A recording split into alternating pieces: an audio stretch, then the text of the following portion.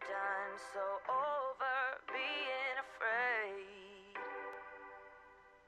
afraid. I've gone through the motions, I've been back and forth. I know that you're thinking you've heard this before.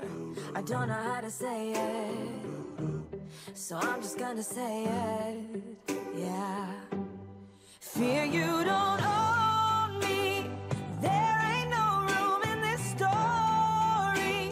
And I ain't got time for you telling me what I'm not, like you know me. Well, guess what? I know who I am, I know I'm strong, and I am free, got my own identity. So fear you will never be welcome here. Take a minute, let it settle in. You probably never saw it coming. Something's gotta give, so I give up you. Oh. Welcome, welcome, welcome. It's Carol Moulton, and once again, we are back with you on Tea Time. And the song you were listening to just now was the breakup song, one of my favorites. And we're breaking up with fear. And we've been looking at that in all different varieties over the past couple of months. But today we're going in a sort of different direction. We're going to talk about something today that many of us have had to confront in one aspect or another, and it's something that we probably need to be a little bit more aware of, and that's violence in the workplace. It's something that we hate to think about, but it just seems to be escalating. I looked at numbers before we started the show, and as of 2011, these numbers are a little bit old, but I think it demonstrates the point. It says that of all the occupational fatalities in that year, 17%, so people who died in the workplace for whatever reason, 17% were due to workplace violence. And of that number, 21% of those were women. So, there seems to be a disproportionate impact on women, which, is very, very not cool. But I do have a special guest, and I want to bring her on so we can get started on this topic right away. And hopefully, I hope this is information that you never, ever, ever have to use and never have to be aware of. I hope it never comes nigh your dwelling. But just in case, it's always good to be prepared. And with me today is Special Agent Antoinette Henry. She's a special agent in charge in the Office of Criminal Investigation, and she's done a lot of work in this area. And so just help me welcome Tony. Are you with me? You in? Yes, I am. Hi, Carol. How are you? I'm good. And thank you so much for joining us today. We've got a lot of listeners around the world, really, who I know are very interested in what you have to say. But, I think our listeners would like to know a little bit about you. First of all, can you tell us, I gave your bona fides and, your very important-sounding title. But how did I know you've worked in this area for a very, very long time. Would you tell us a little bit about you and how you came to be in the Office of Criminal Investigations as the special agent in charge? Yes. Well, my career started in the military. I was on active duty. I spent about 8.5 years on active duty, and the last 4+ years is when I got involved with law enforcement. And after about 8.5 years on active duty, I decided to try my hand out in the civilian sector in law enforcement. And that's for my Air Force time, there was some issues involving workplace violence that, I kind of got involved in. And then when I became a civilian, I worked for a government agency that was involved in internal affairs. which investigated, crimes or misconduct committed by, those employees or contractors assigned to that organization. And so I did that job for about 5 years, and then I joined my current organization, which is the Office of Criminal Investigation. Probably the bulk of my time with this organization was not conducting internal affairs, but I've been in this capacity now for over 3 years, so it's kind of me getting back to my roots, if you will. And so I've been in this current position, doing it for my agency for about 3+ years. I see. Well, when you talk about workplace violence, I think it's always good to kind of give some definitions. What are we talking about? We're talking about, people gritting on each other. Are we talking about bullying? Are we talking about, I know it can escalate to, fatalities.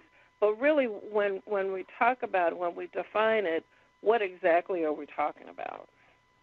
Okay, Carol, you're spot on. It's workplace violence. It involves so many things. It could be harassment. It could be any type of threatening behavior or actions taken. But I'll give you a quick overview of, I think in general terms, we'll kind of span on exactly what workplace violence consists of. It's pretty much any act or threat of physical violence. Again, it could be harassment. It could be intimidation. It could be threatening or disruptive behavior that occurs, in a workplace, or it could be outside of the workplace, but just involving, coworkers. And it ranges from threats. It could be actual verbal abuse to physical assault. And unfortunately, it can, we all know it can lead to homicide based on kind of our current, climate within the U.S. and all the domestic violence or terrorism that's occurring right now. It affects everybody. It affects employees. It can affect any clients, visitors that, show up at that, organization, that business. It could be customers. And you gave some stats, and, homicide, of course, is the fourth leading cause of fatal occupational injuries in the U.S. right now. That number is pretty scary.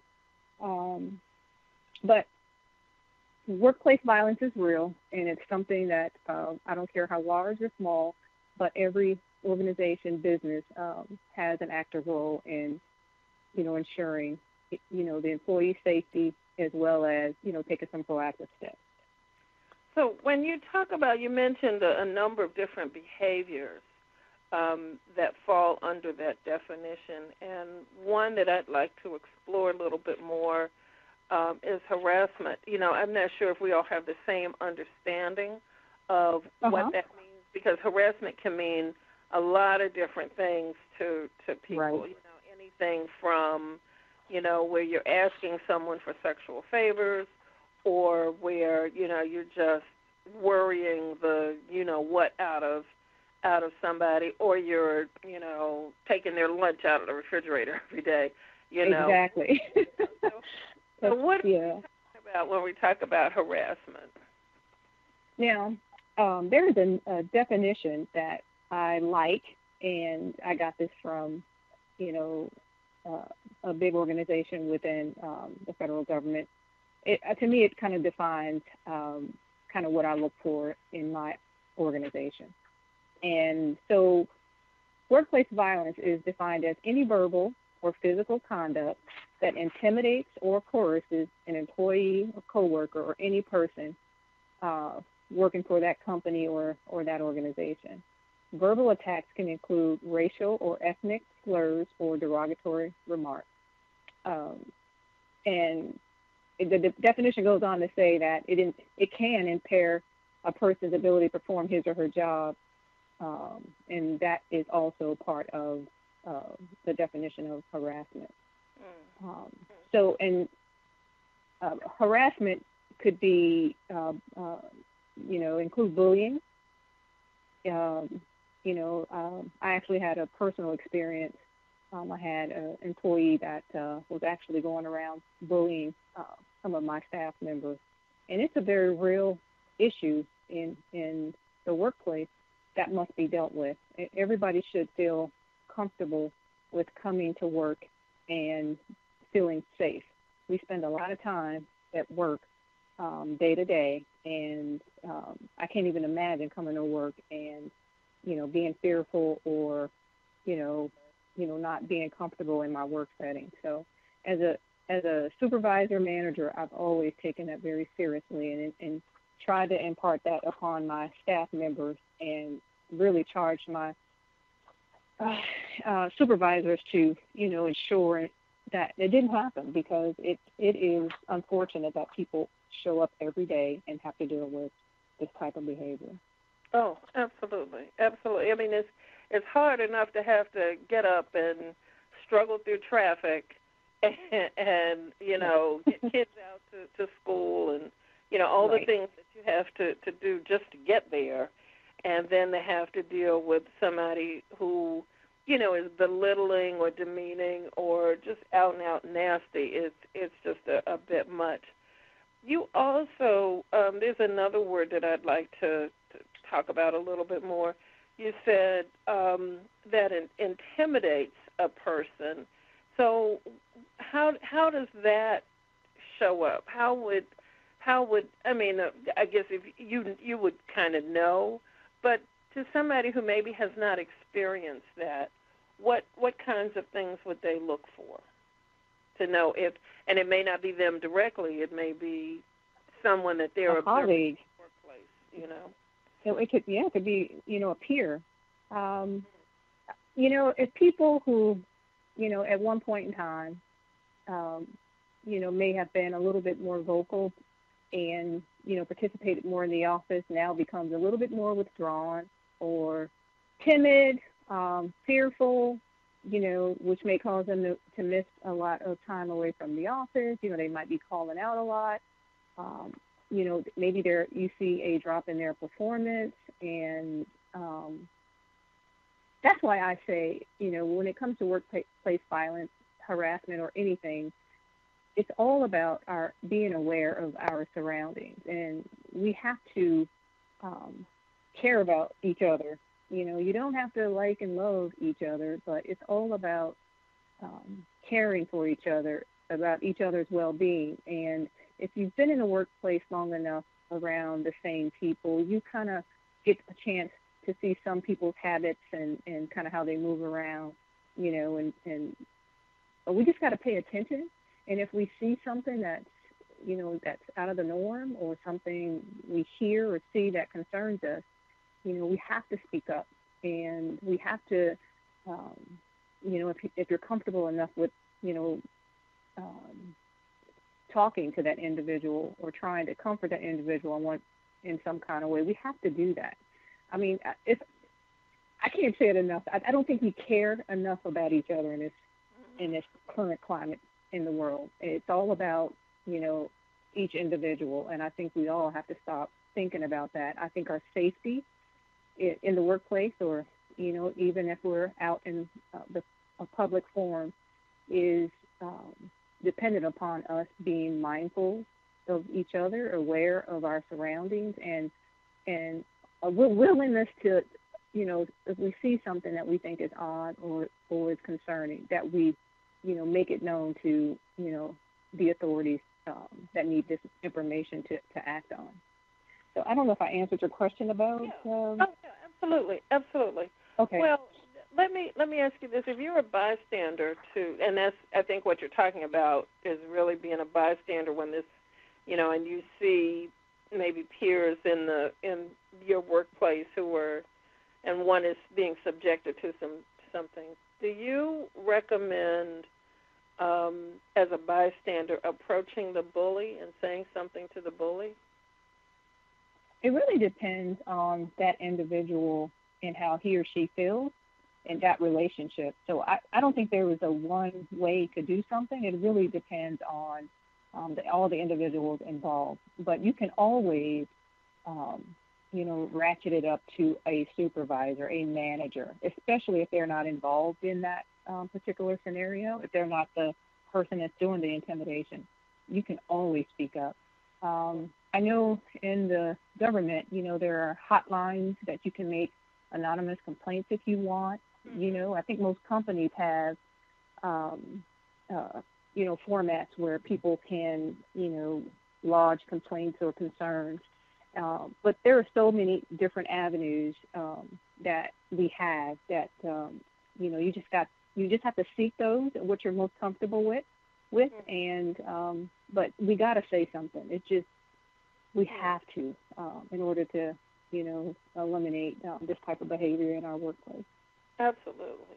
Well, let me ask you this, because, I was thinking, there's been reported this rise of, workplace aggression and workplace hostility, but at the same time, there's also a big rise in security, and I mean cameras in the workplace. And right. So do you think that having increased security helps, or is it the nature of this kind of behavior so covert that cameras don't really assist with it? Well, I really think cameras, to a degree, just like other electronics, they do have a deterrent effect to a degree. But you don't want to, rely on that wholeheartedly, because I will tell you, being in the law enforcement area, when we find out that, we're investigating an offense and we know that there are cameras in the area, I can't tell you how many times we've gone to try to get that video footage and there's no video footage. Really? So you can't really depend upon that to be the end all, because a lot of times there's malfunctions, or a lot of times it's just there as a deterrent effect, and the video footage isn't monitored real time all the time. And those videotapes are recorded over, after so many days or weeks, depending on the operation. So I would not solely depend on, cameras. I think if there is like physical security, if there's some security element, security guards at your facility, I mean, that's always, another way to, deter things from happening. But if you're in a facility and there isn't security, you always have 911. And but the best defense is to be vigilant and to report it. Is there a particular time when people should be like extra vigilant about, someone going really off the deep end? I think so. I would actually say some certain holidays, people can, be going through some type of emotional turmoil for, whatever reason. But I've always known holidays to be, a trigger for some people. So I would say that. I mean, that's been my experience is this holidays. And, really like towards the end of the year, Thanksgiving, Christmas, it could be from, people missing loved ones or not being able to be with loved ones to, maybe some financial difficulties, and with the level of frustration that brings. But that's kind of what I've seen in my capacity with my current employer. But I'm sure there are other triggers that, other law enforcement partners have seen and have to deal with from time to time. But it really, to me, depends on what's going on in a person's life that makes, a person snap, So, you could be losing a job. It could be losing a job. It could be losing a loved one. It could be so many triggers. Yeah, I was going to ask you about when someone is being fired, and should people in the workplace, because usually everybody knows, what's going on in the workplace. There are no secrets. And right. Is that a time when people should be maybe a little bit more cautious? More vigilant. Yes, definitely. And, I know when I give briefings to the personnel within my organization, that's one of the things I tell the supervisors and managers they should look for, their staff should look for, is, it could be somebody going through a divorce. I didn't even think about that. It could be, because people bring their personal problems to work. It doesn't necessarily have to be, you having a disagreement with a person at your work. You could just bring that violence to the workplace out of frustration. That person can be distraught. And mental illness. We can't leave out mental illness. That's a huge concern of, to me, the world at this point in time, and how little we've done as to help and to train people, treat people. Mental health is a really big component of workplace violence, I think, and based on the research out there. I think you're absolutely right. I see a huge spike in incivility. Right. For the past couple of years, people at least would have common decency towards each other. Right. Now it's like things escalate so easily. It's like, if you disagree, any disagreement is now a personal, and now you want to, scorch the earth because someone cut you off in traffic, or, you got to get them back, or, exactly. rude, in the store. It escalates so quickly. I saw last week I was going home, and I was on Cherry Hill Road. I mean, it's so heavily trafficked road. In the city, not a big highway or anything like that. And there were two cars that were completely upside down. And, it was a small area. It's like a T-bone, it's where there are a lot of automobile dealerships, And there were two cars on opposite sides of the street and, all crushed up, but completely upside down. And apparently it had just happened because the fire trucks and everything were just getting there. There was a tow truck, but I guess had come over from one of the dealerships. But there were a lot of people were milling around with their cameras out recording. And I looked at it and I said, that has got to be some road rage, because they had to have been going really, really, really fast. And area, the speed limit is like maybe 30, 35, so to have that kind of an impact, somebody was really going fast. But they were on opposite sides of the street. And I said, what in heaven's name could have been, so important, that it I just hope the people, I've been praying for the people ever since, because it was that devastating. I saw the first responder go over and was speaking to one person who was, at least they were trying to talk to one person who was upside down in the car. Wow. The top was completely smashed, so I didn't see anything about it on the news or anything, but, these days you just have to be so careful. You can't flick people off. You can't, you just can't get upset, and it's just really, it's really difficult when you spend so much time at work and people have such short fuses, Exactly. It's funny that you say that. I had an experience today. It didn't happen to me, but I watched it happen to a couple of people in the exchange. I went to a local restaurant for breakfast this morning, and it's one of those establishments. I'll tell you, it was First Watch. And they have a section where this long table that anybody can go and just, if there's an open seat, you can just sit down and have breakfast. I do that all the time because you can get in and get out without having to sit and wait, the enormous wait times that they have. So, of course, you're sitting around all, people you never met before, which I'm okay with. And so I sit down, and there's a gentleman to my right, but he's sitting across from me.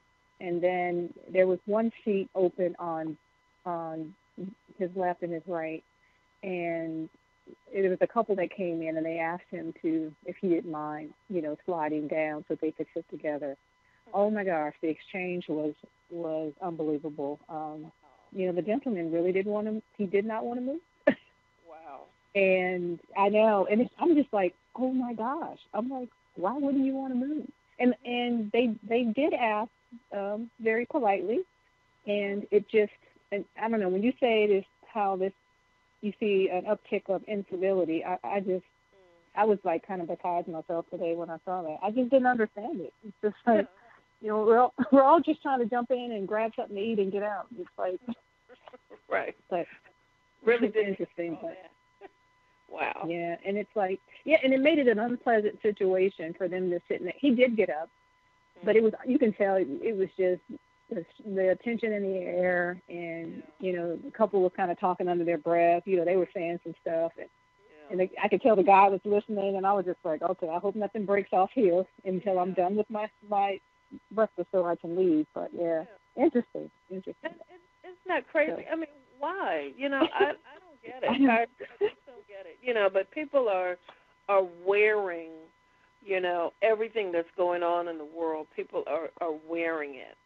It's right. like, and I think part of it is the news. Part of it is, it used to be breaking news really meant something, but now there's breaking news like every 30 seconds. And so, when you're bombarded like that, I don't think that, and because, you're walking around with it in your hand all day, you never have a chance to kind of switch off and kind of decompress from, whatever tragedy or whatever problem is going on in the world. And I think that's just let us become desensitized in a lot of ways to just really common courtesy and common sense. I mean, common sense would tell you, two people want to sit together, so, what's the big deal? To, exactly. 3 inches over. Exactly. That's what it was amazing to me. And I was just kind of shaking my head, like, what is this world coming to? But, I mean, we got to be a little bit more, that's why I say it's all about, caring for people. At the end of the day, we just have to be more compassionate people, across the globe. I don't even just say the U.S. We just got to be nicer to each other. You don't have, but we don't have to like and love. It's just common courtesy. Yeah, so. just being courteous, and that, and I think when you make a little effort to do that, the payoff is so huge. Because I've noticed that. I consider myself a courteous person anyway, but I've decided to make an additional effort to kind of go out of my way to, be nice to people as I go. So I've made an effort, like in the hallways when I come across people, even people I don't know, I say good morning. And this includes, the people who are cleaning, the people I know, the people I don't know, people of whatever race or whatever. I just decided that's my contribution to the world, that I start my day off on the right foot. I've started, I've got some friends who, they posted this on Facebook, and it's a challenge, actually, and I think I'd like to extend the challenge to all of our listeners as well, and that's for the next 21 days to start your day writing down 3 things that you're grateful for. And that's, I like that. Yeah, and I thought that was so cool. And the friend who has challenged us lives in Australia. Oh, but, wow, that's awesome. how the world is, that we can reach out and, and really connect with each other. So, I would challenge everybody to do that, 3 things that you're grateful for. And it's, it's kind of helped me to be more sensitive to, one, what's going on in my head that I'm not always consciously aware of, but then also to stop and be consciously grateful for the blessings that I have in my life, and without it being a rote kind of thing, Exactly. And you know, my take, I mean, there are people that are, there are sometimes rude people out there, or people that, you know, aren't moving along the way we want them to move along. But if we just took the time to stop to see, or to just even think about, you know, this person may really have a lot going on in his or her life. You know, we never know what's going on and why people are responding the way that they do. Right. So if we didn't take it so personal and then internalize whatever the bad behavior or the behavior that's displayed that we don't like, and just for one, give that person the benefit of the doubt that they're having a bad day probably. There's probably something major going on in their life that we just don't have a clue, and how grateful we should be, you know, being where we are today, that we're not walking around with a heavy burden at that time, you know? Exactly. And just be mindful of people in general. You know? You Absolutely. just never know what people have going on. Absolutely. Now, what if you are the recipient, you know, somebody who is unleashing on you? How would you suggest dealing with that? Not necessarily in the workplace, but, you know, like this grumpy guy, you know, this morning that you encountered, or any place else. How do you suggest dealing when you encounter something like that? Well, I think the couple, I think they were polite in how they asked if, you know, he would slide down. And it's all about being polite and respectful. And I think where it broke down in this scenario is they were saying some things kind of under their breath, but they wanted him to hear. And they were antagonizing me. You know, and so to me, they were just, at that point, I was just like, really? You know, that he did get up and move. So I kind of faulted them for not taking the high road and just, you know, being a good, you know, practicing civility. They just, you know, took that he was a little grumpy, but he did get up, and they kind of were egging on this scenario. And so I would say in that scenario, don't egg it on. The guy got up and moved. And they did say thank you, but it was kind of sarcastically. And so just be polite, be respectful. And if you don't need to be in that space with that individual, walk away. Remove yourself. But try to exhibit kindness to that person. That may, you know, they may look at you and be like, okay, I am a real grouch. Maybe they may internalize that and say, I don't like how I just responded. You know, it could trigger them to be a little nicer, a little kinder. Who knows? Oh, you know, I think you were so spot on, because, you know, you can see every encounter as an opportunity, you know, and it's an opportunity either way. It's an opportunity to exemplify your faith, or it's an opportunity to really turn somebody off.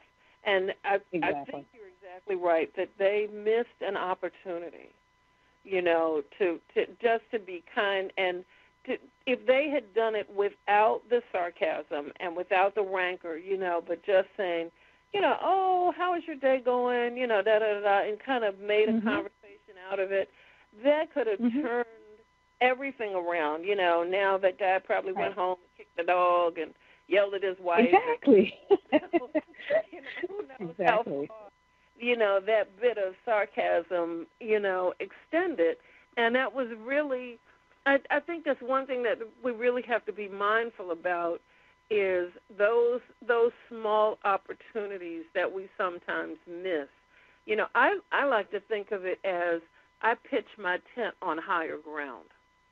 You know, and I just don't engage. I just do not engage. I had a boss one time, this was years ago, who he was a piece of work, and he yelled at everybody. I mean, he just you know, he just, I think he was frustrated at home, and so he would yell at clients, he would yell at anybody, everybody, you know, the world he yelled at. And so he tried that with me one time, and I said, excuse me, but I don't allow anybody to talk to me that way. And he said, oh, are you so holy that, you know, because he was cursing, you know, he was cursing at me, and I really don't permit that. And I said, well, you know, this is how I look at it. My father didn't talk to me like that, and so I don't let anybody else talk to me in that manner. Exactly. He was furious with me. He walked out and slammed the door, but he never tried to curse at me either. That was exactly. that. So, I think sometimes we just have to step into our power in a situation and diffuse. It's when you try to match. If somebody's being negative and you want to be negative back, then that's what you're going to continue to get. But if total disaster. Yeah, exactly, and it becomes a horrible, horrible thing. So that's most unfortunate. Let me ask you this: of what you've seen, is there more of one gender than the other in cases that in workplace hostility and workplace aggression? Are you seeing, and what's the age range like of what you've encountered? Well, I've seen a little bit of everything, to be quite honest. I've seen the younger population. I've seen some a little bit of aggression or aggressiveness between young people in the workplace. But believe it or not, it's been your older employees I've noticed when we've gotten involved. When I say older, I mean, maybe late 30s, 40s, and even early 50s, which is interesting. But as far as gender, I think it kind of depends on kind of what violent act is, I guess, done.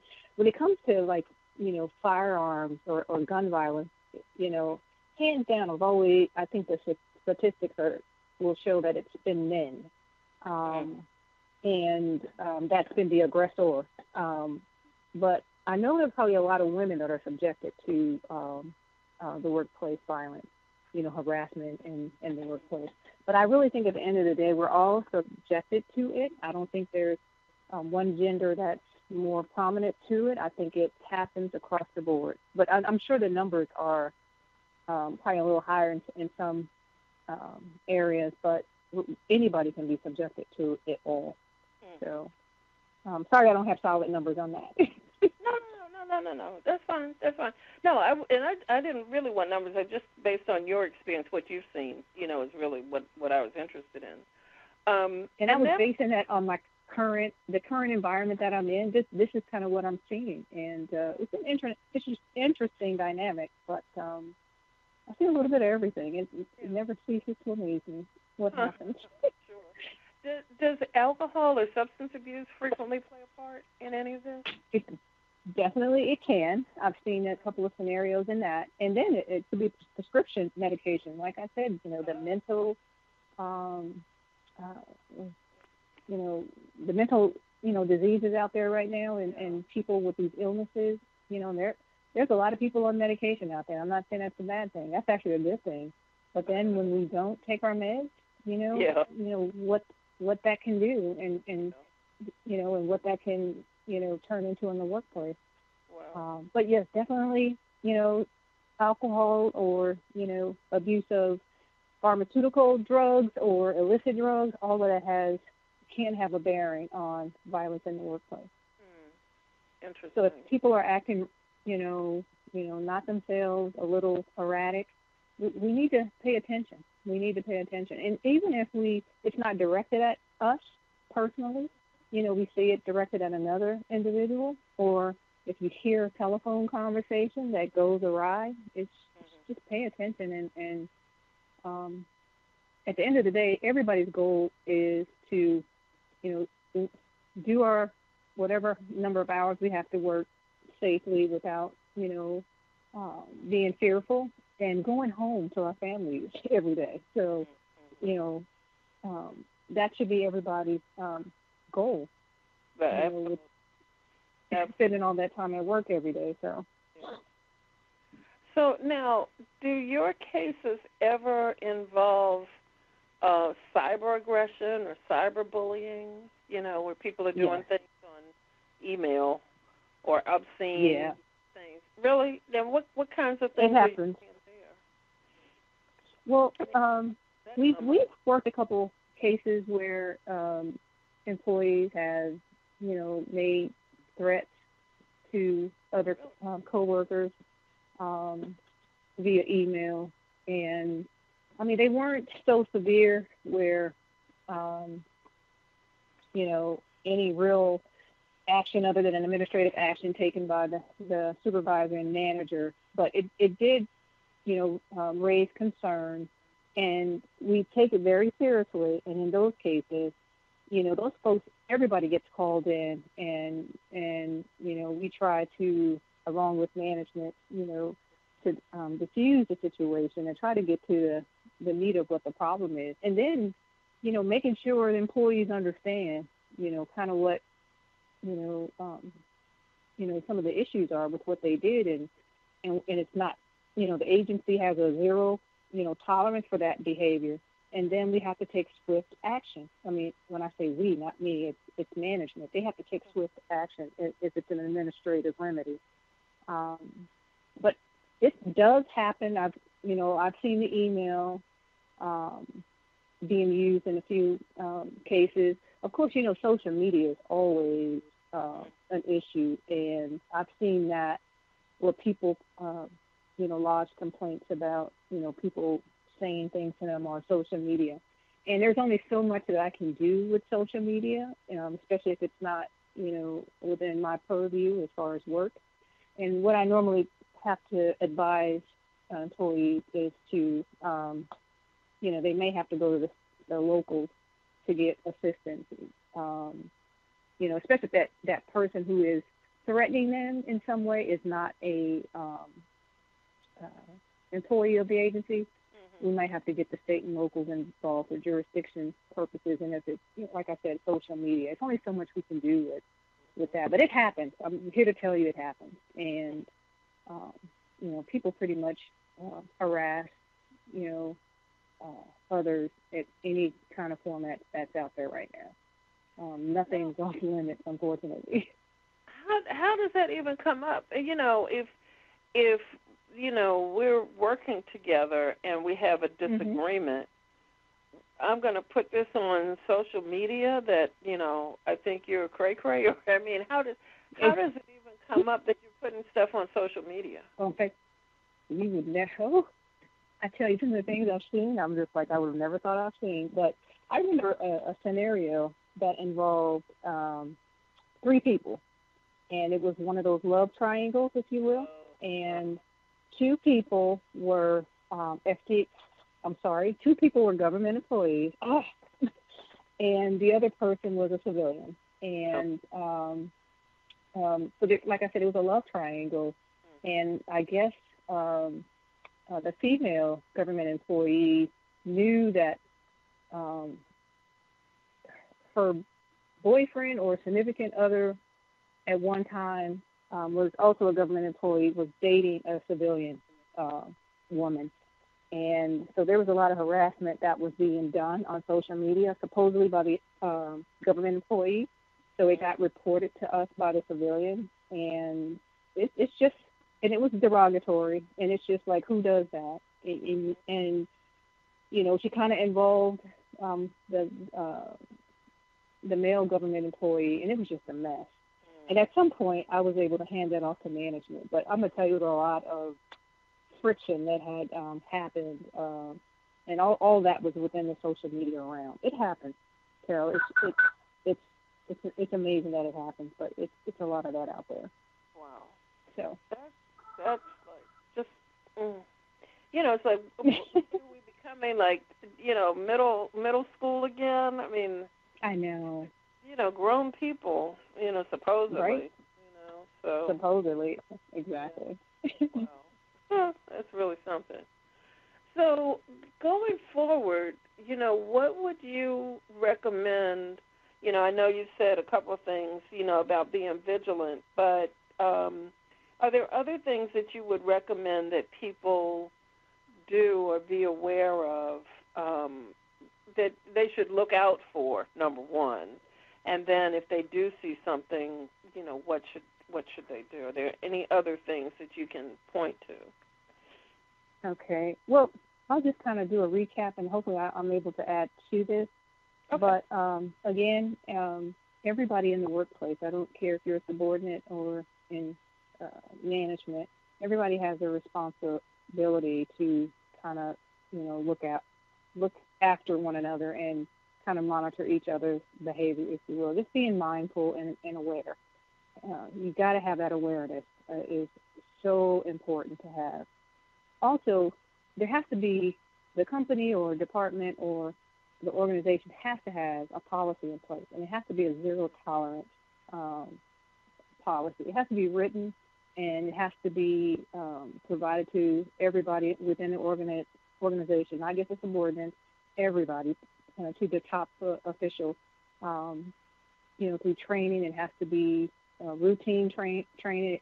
Maybe if it's an online training course that everyone has to certify to every year. I mean, it has to be something that the organization stands behind and imparts upon every employee in that organization. And that policy has to encourage everyone to report promptly and who they should report this information to and why.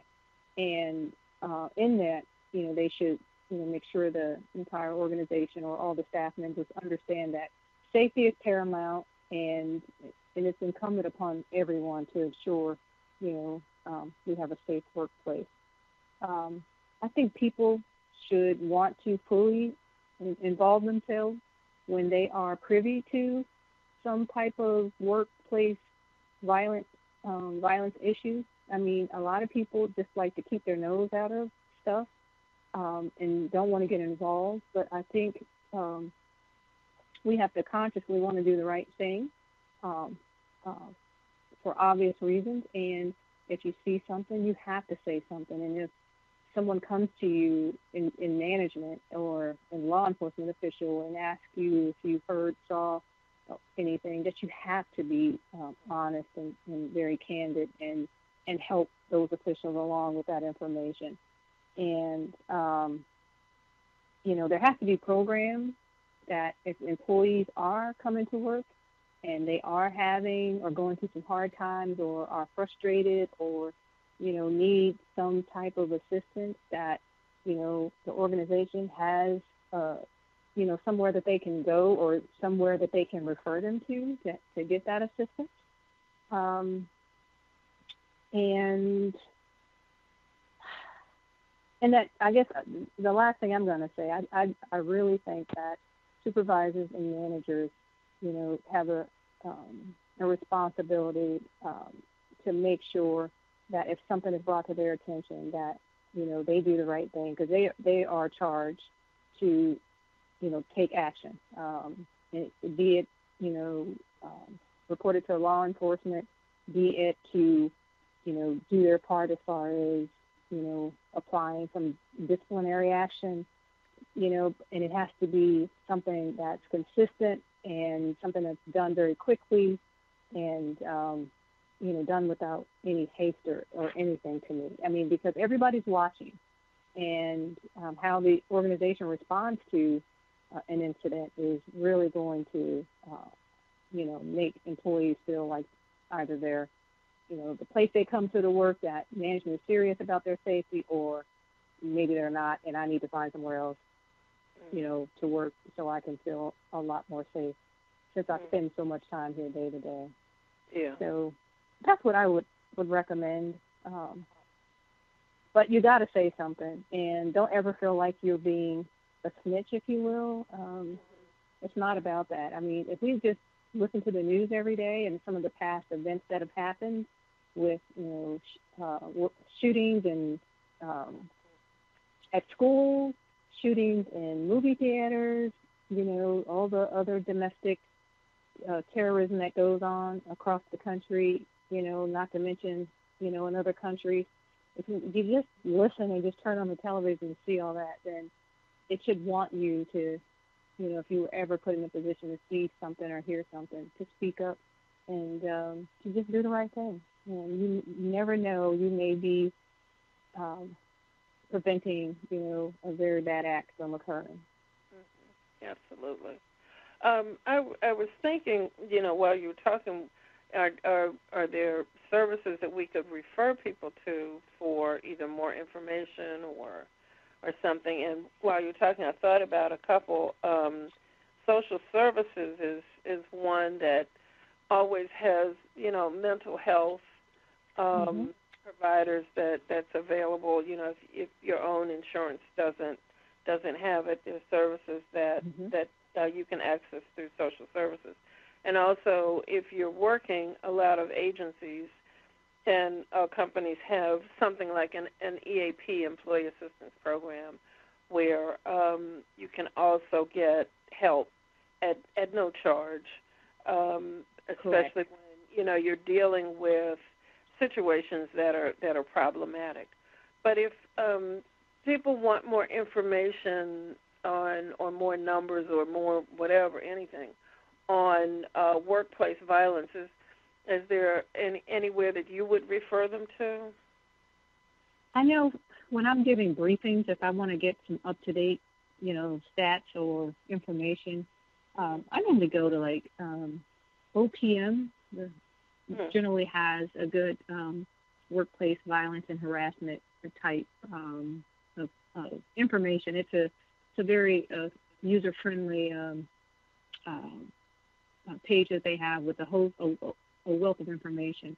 Also, the Department of Justice, DOJ, has information that they publish. They actually, I think the last the statistical report that I saw from them, I think it was published in 2011, and I think it covered from 2003 to 2009, which is helpful information. I know it's probably a little old, but a lot of good information that still applies today. So so you can just Google it on the internet, and there are just sources and sources upon information that you can glean some good information from. Okay. I do want to say, I'm sorry, go ahead. No, please. I do want to say another scenario that I've seen in working internal affair type cases against employees. We've had scenarios where we've had an employee, may have come in and may have, made some threats, if you will. Nothing, where they did harm to people.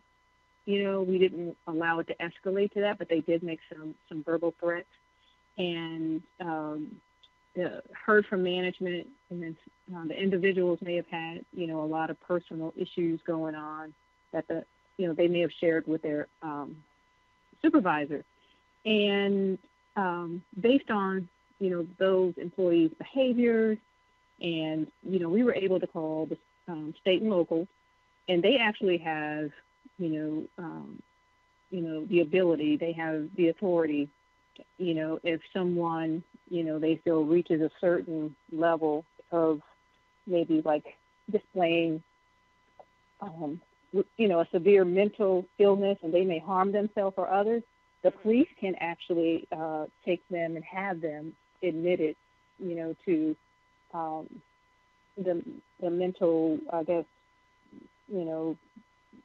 hate to say it, I don't know the exact terminology for it, but there's a mental ward in the hospital. They can actually go and take that person in, and I think it's a 48 hours, I want to say 48 to 72 hours where they are evaluated. And so, but the state and local can do that. And it doesn't have to be necessarily law enforcement. I know we call them when we think we have somebody that may harm themselves. Like if they say that they're going to, harm themselves based on the action they've gotten in, and life is so bad, that's the last thing I want to do. And I know my staff, we don't want to leave anybody that is so distraught that they can harm themselves or somebody else. So we'll call the local so they can enforce their authority in that area.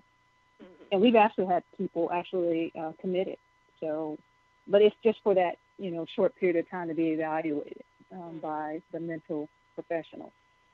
So. That's good to know that's even a possibility. The only other thing I was going to say, I know not all of our listeners are familiar with government acronyms, And you mentioned OPM has really good information on workplace violence, and that's the Office of Personnel Management, and it's opm.gov for anybody who would want to look that up. So, you know who has another one that I've looked at recently? The Department of Labor as well. They have a good one. Yeah. So, DOL.gov. So, well, Toni, Special Agent Antoinette Henry, I think our time is. I told you it's a fast hour. I don't know where the time. It did go by pretty fast. And it's really a very interesting subject. I think it's very timely because there's so much going on right now. So I really appreciate your taking the time and sharing your expertise with us, and giving us a glimpse into the workings of what goes on behind the scenes with workplace aggression. And I know you deal with so much more than that, criminal activities and everything else. But thank you for shedding some light on this and giving folks some really, discrete and concrete things that they can do and look for in the workplace, because this is a time where we all really, really, really have to be vigilant about where we are. Yeah, I was saying before we started that, being in a theater is something that I never even thought twice about, and now I catch myself, if I'm in a movie theater, I'm looking for where are the exits, and I'm looking at the people coming in and making these mental assessments and, figuring out what if I need to leave in a hurry, what's the closest exit, and things that, 5 years ago I wouldn't even have crossed my mind. So we do all have to be aware. We all have to, try to be as safe and look out for each other, So exactly. And so, any final words you want to leave with us? That was so good and so much information that you provided. You did a very good recap as to kind of how I end all my presentation. It's all about being vigilant, and I just want to thank you, Carol, for entrusting me to impart my limited knowledge on this subject. Thank you for the opportunity. I really appreciate it. It was fun. My pleasure, and thank you again. And to all of our listeners, we want you to be safe out there. Thank you for dialing in, and we will be back again next week. Another good topic, another good guest who will give you some good, solid information that you can really use. So until next week, remember, everything you want is on the other side of fear. So until then, be blessed, and we will see you again real soon. Bye-bye for now.